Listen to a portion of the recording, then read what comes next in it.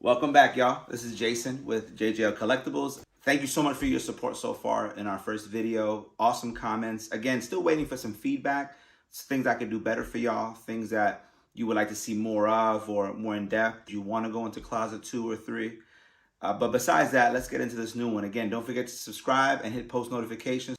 This week, Invincible Iron Man. So this Invincible Iron Man, actually, I was schooled by a customer at a Comic-Con that said, you got to read it.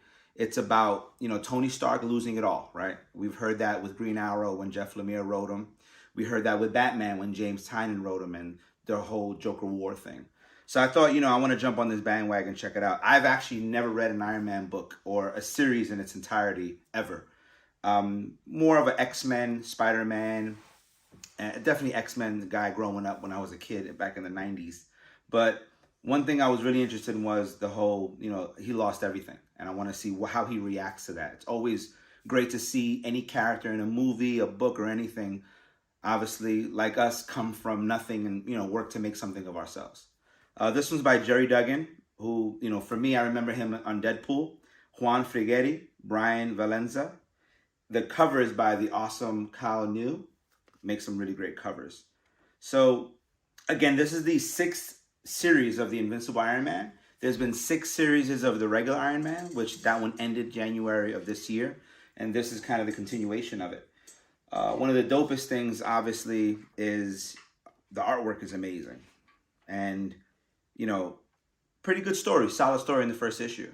And what I'll say is the first few pages kind of gives us a very brief history. It gives us even a picture of the first Iron Man suit, and I learned myself today that he's on Mark 70. I remember Mark 6 was the last one that I saw growing up thinking about Iron Man.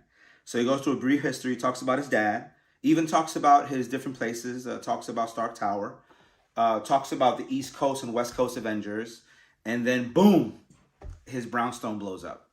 And he did see that his reactor was acting weird, it turned red, and then it went normal, and then everything blew up. And he finds himself in the hospital. And who's visiting him but Captain America and Rhodey, who War Machine. And in the hospital, he says to them, hey, man, I don't know what happened. They told him that a woman died, actually, which was really scary. So he says to himself, look, I gotta go somewhere else. And we also find out that he lost everything because he bought every weapon of mass destruction that he can find. Obviously, we'll find out what more or what other details as far as his loss.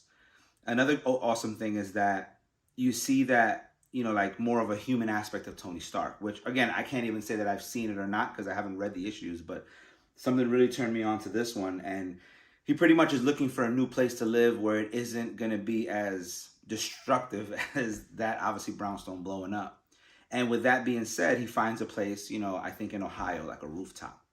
He's flying around, he's testing out his new suit, and bam, a droid just starts attacking him out of nowhere. And the droid's talking to him about what happened at the brownstone, kind of knows what's going on with his life, so it's kind of weird, but he doesn't know who it is.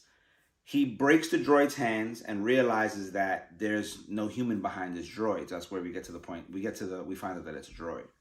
And at that point, the droid's kind of mocking him and egging him on to like kill him. So he freezes his mask. Mask comes off, and it's actually a person, and they're intubated. Look like they're in a coma, and he's ready to kill him. But obviously, thank God he took off that mask, and we find out that it's a human being.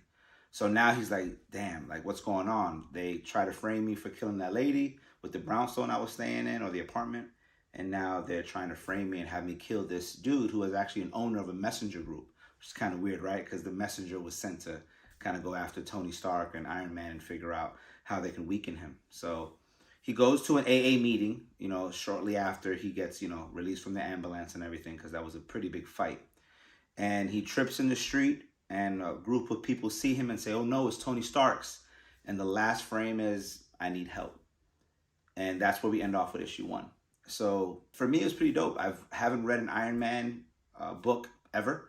Maybe a couple pages, or when there's crossovers between the Avengers and X-Men when I was growing up.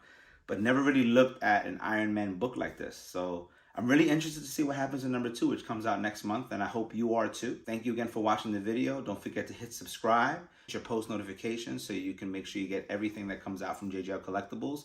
And again, this is about y'all. So let me know what I could do better so that this can be more interactive and better for y'all. Do you want me to get on to number 2? Do we move on to another book? And again, I've listened to all your comments and feedback in Instagram. X-Men's coming soon. Hope's coming soon. So many different books are coming soon. So again, thank you for tuning into the channel, everybody. Hope you're having a great day.